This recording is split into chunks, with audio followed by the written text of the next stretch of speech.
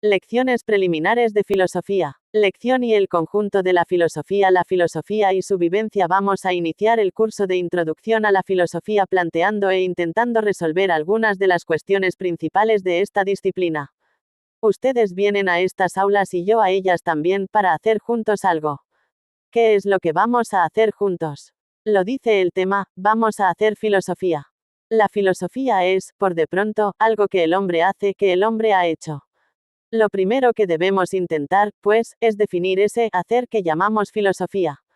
Deberemos por lo menos dar un concepto general de la filosofía, y quizá fuese la incumbencia de esta lección primera la de explicar y exponer qué es la filosofía. Pero esto es imposible. Es absolutamente imposible decir de antemano qué es filosofía.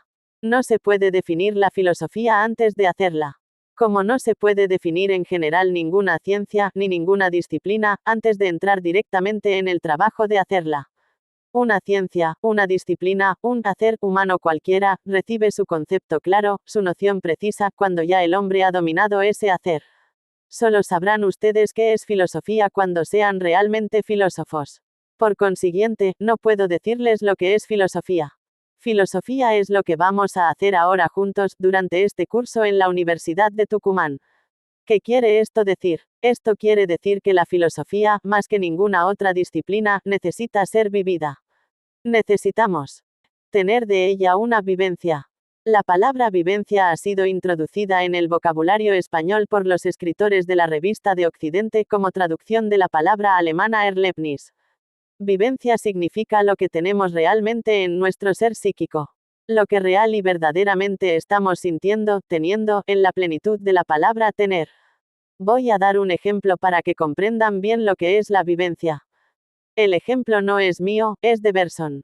Una persona puede estudiar minuciosamente el plano de París. Estudiarlo muy bien. Notar uno por uno los diferentes nombres de las calles. Estudiar sus direcciones. Luego puede estudiar los monumentos que hay en cada calle. Puede estudiar los planos de esos monumentos. Puede repasar las series de las fotografías del Museo del Louvre, una por una. Después de haber estudiado el plano y los monumentos, puede este hombre procurarse una visión de las perspectivas de París, mediante una serie de fotografías tomadas de múltiples puntos de vista. Puede llegar de esa manera a tener una idea regularmente clara, muy clara, clarísima, detalladísima de París. Esta idea podrá ir perfeccionándose cada vez más, conforme los estudios de este hombre sean cada vez más minuciosos. Pero siempre será una mera idea. En cambio, 20 minutos de paseo a pie por París son una vivencia. Entre 20 minutos de paseo a pie por una calle de París y la más larga y minuciosa colección de fotografías, hay un abismo. La una es una mera idea, una representación, un concepto, una elaboración intelectual.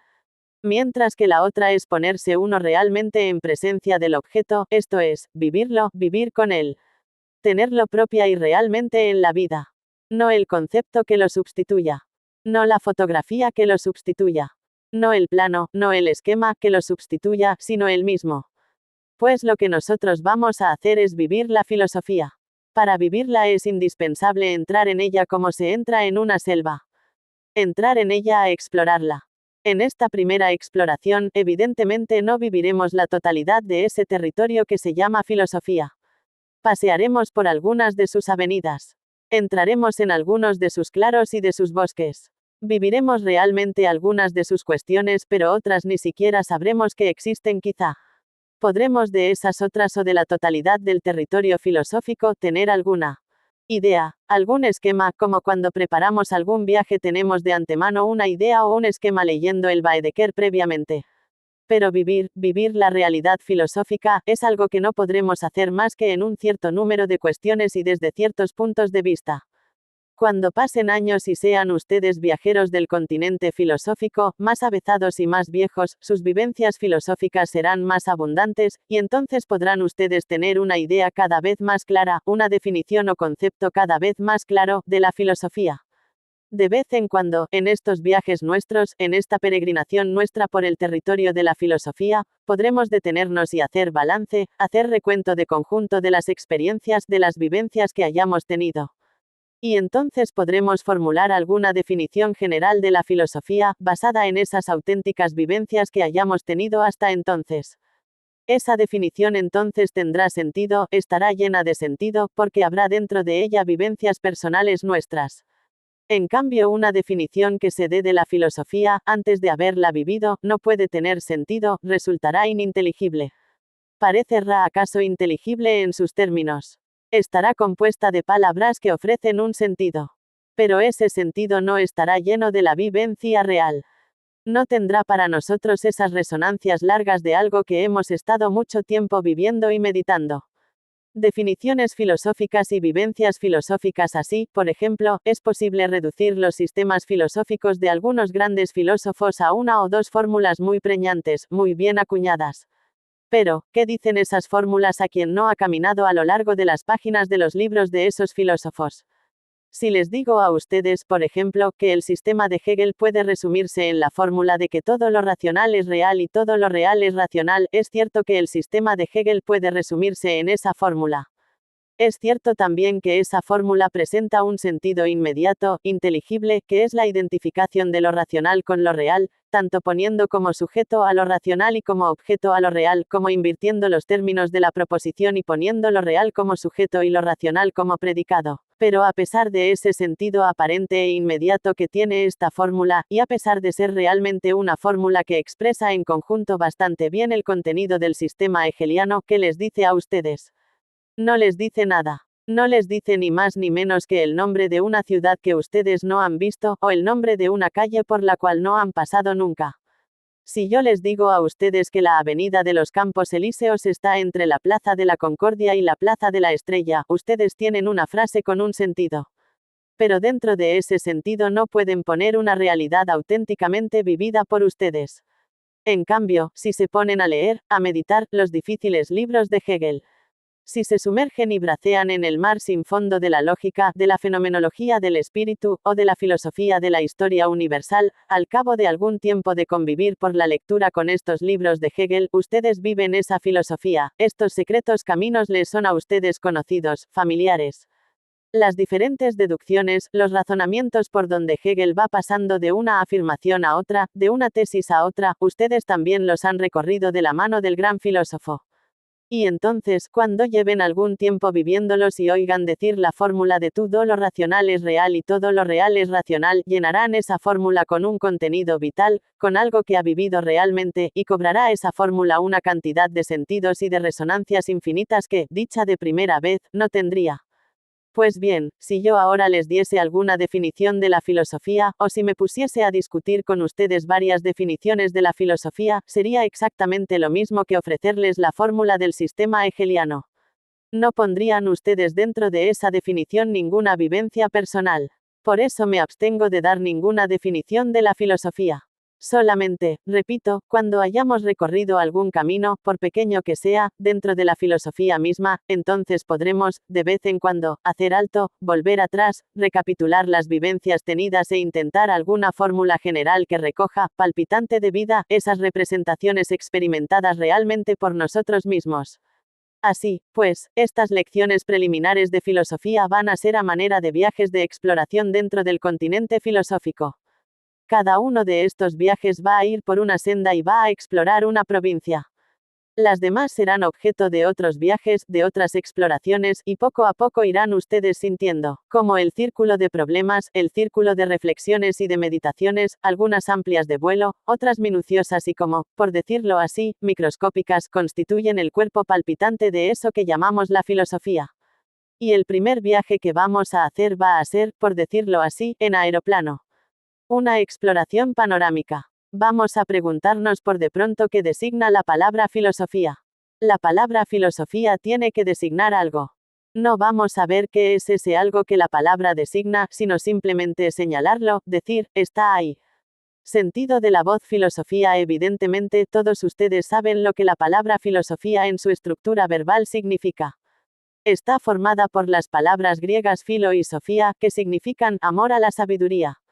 Filósofo es el amante de la sabiduría. Pero este significado apenas si en la historia dura algún tiempo. En Heródoto, en Tucídides, quizá en los presocráticos, alguna que otra vez, durante poco tiempo, tiene este significado primitivo de amor a la sabiduría. Inmediatamente pasa a tener otro significado, significa la sabiduría misma. De modo que ya en los primeros tiempos de la auténtica cultura griega, filosofía significa, no el simple afán o el simple amor a la sabiduría, sino la sabiduría misma. Y aquí nos encontramos ya con el primer problema: si la filosofía es el saber, ¿qué clase de saber es el saber filosófico? Porque hay muchas clases de saber. Hay el saber que tenemos todos, sin haber aprendido ni reflexionado sobre nada. Y hay otro saber, que es el que adquirimos cuando lo buscamos. Hay un saber, pues, que tenemos sin haberlo buscado, que encontramos sin haberlo buscado, como Pascal encontraba a Dios sin buscarlo. Pero hay otro saber que no tenemos nada más que si lo buscamos y que, si no lo buscamos, no lo tenemos. La filosofía antigua, esta duplicidad de sentido en la palabra saber, responde a la distinción entre la simple opinión y el conocimiento bien funda. El conjunto de la filosofía. 17. 2. Racionalmente. Con esta distinción entre la opinión y el conocimiento fundado, inicia Platón su filosofía. Distingue lo que él llama doxa, opinión. La palabra doxa la encuentran ustedes en la bien conocida de paradoxa, paradoja, que es la opinión que se aparta de la opinión corriente, y frente a la opinión, que es el saber que tenemos sin haberlo buscado, pone Platón la episteme, la ciencia, que es el saber que tenemos porque lo hemos buscado. Y entonces la filosofía ya no significa amor a la sabiduría, ni significa tampoco el saber en general, cualquier saber, sino que significa ese saber especial que tenemos, que adquirimos después de haberlo buscado, y de haberlo buscado metódicamente, por medio de un método, es decir, siguiendo determinados caminos, aplicando determinadas funciones mentales a la averiguación. Para Platón, el método de la filosofía, en el sentido del saber reflexivo que encontramos después de haberlo buscado intencionalmente, es la dialéctica. Es decir, que cuando no sabemos nada, o lo que sabemos lo sabemos sin haberlo buscado, como la opinión, o sea, un saber que no vale nada, cuando nada sabemos y queremos saber, cuando queremos acceder o llegar a esa episteme, a ese saber racional y reflexivo, tenemos que aplicar un método para encontrarlo, y ese método Platón lo llama dialéctica. La dialéctica consiste en suponer que lo que queremos averiguar es tal cosa o tal otra. Es decir, anticipar el saber que buscamos, pero inmediatamente negar y discutir esa tesis o esa afirmación que hemos hecho y depurarla en discusión. Él llama, pues, dialéctica a ese método de la autodiscusión, porque es una especie de diálogo consigo mismo. Y así, suponiendo que las cosas son esto o lo otro y luego discutiendo esa suposición, para sustituirla por otra mejor, acabamos poco a poco por llegar al conocimiento que resiste a todas las críticas y a todas las discusiones. Y cuando llegamos a un conocimiento que resiste a las discusiones dialogadas, o dialécticas, entonces tenemos el saber filosófico, la sabiduría auténtica, la episteme, como llama Platón, la ciencia. Con Platón, pues, la palabra filosofía adquiere el sentido de saber racional, saber reflexivo, saber adquirido mediante el método dialéctico. Ese mismo sentido tiene la palabra filosofía en el sucesor de Platón, Aristóteles. Lo que pasa es que Aristóteles es un gran espíritu que hace avanzar extraordinariamente el caudal de los conocí. Lecciones preliminares de filosofía. 18. Mientos adquiridos reflexivamente. Y entonces la palabra filosofía tiene ya en Aristóteles el volumen enorme de comprender dentro de su seno y designar la totalidad de los conocimientos humanos. El hombre conoce reflexivamente ciertas cosas después de haberlas estudiado e investigado. Todas las cosas que el hombre conoce y los conocimientos de esas cosas, todo ese conjunto del saber humano, lo designa Aristóteles con la palabra filosofía. Y desde Aristóteles sigue empleándose la palabra filosofía en la historia de la cultura humana con el sentido de la totalidad del conocimiento humano. La filosofía, entonces, se distingue en diferentes partes. En la época de Aristóteles la distinción o distribución corriente de las partes de la filosofía eran lógica, física y ética. La lógica, en época de Aristóteles, era la parte de la filosofía que estudiaba los medios de adquirir el conocimiento, los métodos para llegar a conocer el pensamiento humano en las diversas maneras de que se vale alcanzar conocimiento del ser de las cosas. La palabra física designaba la segunda parte de la filosofía. La física era el conjunto de nuestro saber acerca de todas las cosas, fuesen las que fuesen. Todas las cosas, y el alma humana entre ellas, estaban dentro de la física. Por eso la psicología, para Aristóteles, formaba parte de la física, y la física, a su vez, era la segunda parte de la filosofía. Y en tercer lugar, la filosofía contenía ética. La ética era el nombre general con que se designaban en Grecia, en la época de Aristóteles, todos nuestros conocimientos acerca de las actividades del hombre, lo que el hombre es, lo que el hombre produce, que no está en la naturaleza, que no forma parte de la física, sino que el hombre lo hace. El hombre, por ejemplo, hace el Estado, va a la guerra, tiene familia, es músico, poeta, pintor, escultor. Sobre todo es escultor para los griegos. Pues todo esto lo comprendía Aristóteles bajo el nombre de ética, una de cuyas subpartes era la política. Pero la palabra filosofía abarcaba, repito, todo el conjunto de los conocimientos que podía el hombre alcanzar. Valía tanto como saber racional. La filosofía en la Edad Media sigue este sentido de la palabra filosofía a través de la Edad Media. Pero ya al principio de esta, se desprende de ese totum. El conjunto de la filosofía. 19. Revolutum, que es la filosofía entonces, una serie de investigaciones, de disquisiciones de pensamientos, que se separan del tronco de la filosofía y constituyen una disciplina aparte. Son todos los pensamientos, todos los conocimientos que tenemos acerca de Dios, ya sea obtenidos por la luz natural, ya sea recibidos por divina revelación. Los conocimientos nuestros acerca de Dios, cualquiera que sea su origen, se separan del resto de los conocimientos y constituyen entonces la teología. Puede decirse así que el saber humano durante la Edad Media se dividió en dos grandes sectores, teología y filosofía. La teología son los conocimientos acerca de Dios y filosofía los conocimientos humanos acerca de las cosas de la naturaleza. Sigue en esta situación, designando la palabra filosofía a todo conocimiento, salvo el de Dios. Y fue así hasta muy entrado el siglo XVII. Y todavía hoy existen en el mundo algunos residuos de ese sentido totalitario de la palabra filosofía. Por ejemplo, en el siglo XVII, el libro en que Isaac Newton expone la teoría de la gravitación universal, que es un libro de física, diríamos hoy, lleva por título Philosophiae Naturalis Principia Mathematica, o sea, principios matemáticos de la filosofía natural. Es decir, que en tiempos de Newton, la palabra filosofía significaba todavía lo mismo que en tiempos de la Edad Media o en tiempo de Aristóteles, la ciencia total de las cosas. Pero aún hoy día hay un país, que es Alemania, donde las facultades universitarias son las siguientes: la Facultad de Derecho, la Facultad de Medicina, la Facultad de Teología y la Facultad de Filosofía. ¿Qué se estudia, entonces, bajo el nombre de Facultad de Filosofía? Todo lo que no es ni derecho, ni medicina, ni teología, o sea, todo el saber humano en general. En una misma facultad se estudia, pues, en Alemania, la química, la física, las matemáticas, la ética, la psicología, la metafísica, la ontología. De suerte que todavía aquí queda un residuo del viejo sentido de la palabra filosofía en la distribución de las facultades alemanas. La filosofía en la Edad Moderna, pero en realidad, a partir del siglo XVII, el campo inmenso de la filosofía empieza a desgajarse. Empiezan a salir del seno de la filosofía las ciencias particulares, no solo porque se van Lecciones preliminares de filosofía. 20. Yendo esas ciencias con su objeto propio, sus métodos propios y sus progresos propios, sino también porque poco a poco los cultivadores van también especializándose. Todavía Descartes es al mismo tiempo filósofo, matemático y físico. Todavía Leibniz es al mismo tiempo matemático, filósofo y físico. Todavía son espíritus enciclopédicos. Todavía puede decirse de Descartes y de Leibniz como se dice de Aristóteles, el filósofo, en el sentido que abarca la ciencia toda de todo cuanto puede ser conocido. Quizá todavía de Kant pueda decirse algo parecido, aunque, sin embargo, ya Kant no sabía toda la matemática que había en su tiempo. Ya Kant no sabía toda la física que había en su tiempo, ni sabía toda la biología que había en su tiempo. Ya Kant no descubre nada en matemáticas, ni en física, ni en biología, mientras que Descartes y Leibniz todavía descubren teoremas nuevos en física y en matemáticas. Pero a partir del siglo XVIII no queda ningún espíritu humano capaz de contener en una sola unidad la enciclopedia del saber humano, y entonces la palabra filosofía no designa la enciclopedia del saber, sino que de ese total han ido desgajándose las matemáticas por un lado, la física por otro, la química, la astronomía, etc.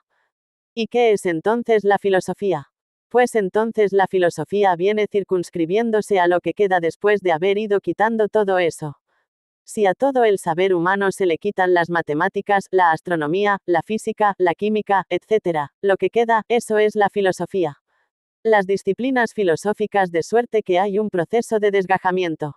Las ciencias particulares se van constituyendo con autonomía propia y disminuyendo la extensión designada por la palabra filosofía. Van otras ciencias saliendo, y entonces, ¿qué queda? Actualmente, de modo provisional y muy fluctuante, podremos enumerar del modo siguiente las disciplinas comprendidas dentro de la palabra filosofía. Diremos que la filosofía comprende la ontología, o sea, la reflexión sobre los objetos en general. Y como una de las partes de la ontología, la metafísica.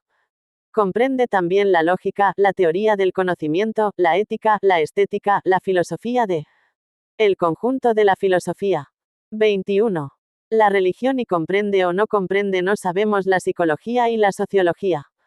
Porque justamente la psicología y la sociología están en este momento en si se separan o no se separan de la filosofía.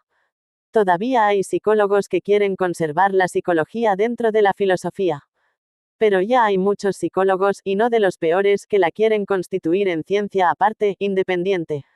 Pues lo mismo pasa con la sociología. Augusto Comte, que fue el que dio nombre a esta ciencia, y al hacerlo, como dice Fausto, le dio vida, todavía considera la sociología como el contenido más granado y florido de la filosofía positiva. Pero otros sociólogos la constituyen ya en ciencia aparte. Hay discusión. No vamos a resolver nosotros por ahora esta discusión. Diremos entonces que en general todas esas disciplinas y estudios que he enumerado, ontología, metafísica, lógica, teoría del conocimiento, ética, estética, filosofía de la religión, psicología y sociología, forman parte y constituyen las diversas provincias del territorio filosófico. Podemos preguntarnos qué hay de común en esas disciplinas que acabo de enumerar. ¿Qué es lo común en ellas que las contiene dentro del ámbito designado por la palabra filosofía?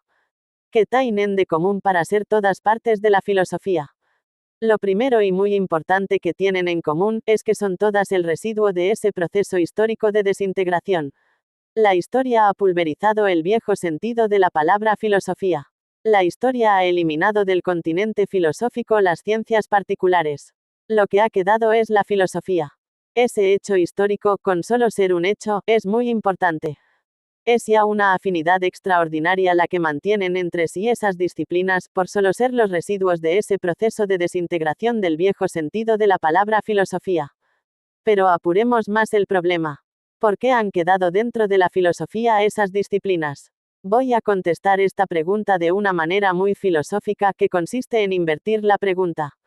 Del mismo modo que Bergson ha dicho muchas veces que una de las técnicas para definir el carácter de una persona no solo consiste en enumerar lo que prefiere, sino también y sobre todo en enumerar lo que no prefiere. Del mismo modo, en vez de preguntarnos por qué han sobrevivido filosóficamente estas disciplinas, vamos a preguntarnos por qué las otras no han sobrevivido. En vez de preguntarnos por qué están la lógica y la teo. Lecciones preliminares de filosofía. 22. Ría del conocimiento y la metafísica en la filosofía. Vamos a preguntarnos por qué se han marchado las matemáticas, la física, la química, y las demás. Y si nos preguntamos por qué se han desprendido, encontramos lo siguiente, que una ciencia se ha desprendido del viejo tronco de la filosofía cuando ha logrado circunscribir un trozo en el inmenso ámbito de la realidad, definirlo perfectamente y dedicar exclusivamente su atención a esa parte, a ese aspecto de la realidad. Las ciencias y la filosofía así, por ejemplo, pertenece a la realidad del número y la figura. Las cosas son 2, 3, 4, 5, 6, 1000 o 2000. Las cosas son triángulos, cuadrados, esferas. Pero desde el momento en que se separa el ser número, o el ser figura, de los objetos que lo son y se convierte la numerosidad y la figura, independientemente del objeto que la tenga, en término del pensamiento, cuando se circunscribe ese trozo de realidad y se dedica especial atención a ella, quedan constituidas las matemáticas como una ciencia independiente y se separan de la filosofía. Si luego otro trozo de la realidad, como son por ejemplo los cuerpos materiales todos, en sus relaciones unos con otros, se destacan como un objeto preciso de investigación, entonces se constituye la ciencia física. Cuando los cuerpos en su constitución íntima, en su síntesis de elementos, se destacan también como objetos de investigación, constitúyese la química. Cuando la vida de los seres vivientes, animales y plantas, se circunscribe y se separa del resto de las cosas que son, y sobre ella se lanza el estudio y la mirada, entonces se constituye la biología. ¿Qué es lo que ha pasado? Pues ha pasado que grandes sectores del ser en general, grandes sectores de la realidad, se han constituido en provincias. ¿Y por qué se han constituido en provincias? Pues precisamente porque han prescindido del resto.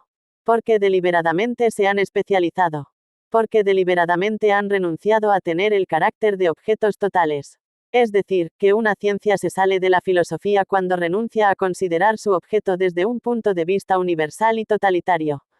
El conjunto de la filosofía. 23. La ontología no recorta en la realidad un trozo para estudiarlo ella sola, olvidando lo demás, sino que tiene por objeto la totalidad del ser.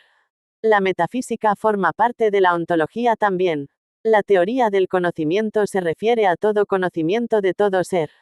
Así tenemos que si ahora nos paramos un poco, nos detenemos en nuestro camino y hacemos lo que os decía al principio, un intento de definición, siquiera rápido, de la filosofía, podríamos decir lo siguiente, y ahora lo diremos con vivencia plena, la filosofía es la ciencia de los objetos desde el punto de vista de la totalidad, mientras que las ciencias particulares son los sectores parciales del ser, provincias recortadas dentro del continente total del ser.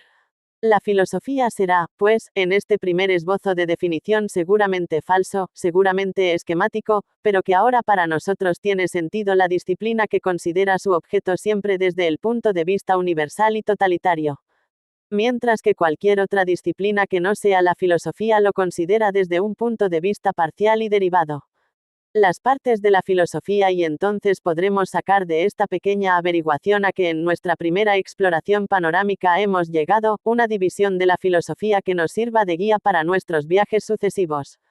Por de pronto, decimos que la filosofía es el estudio de todo aquello que es objeto de conocimiento universal y totalitario.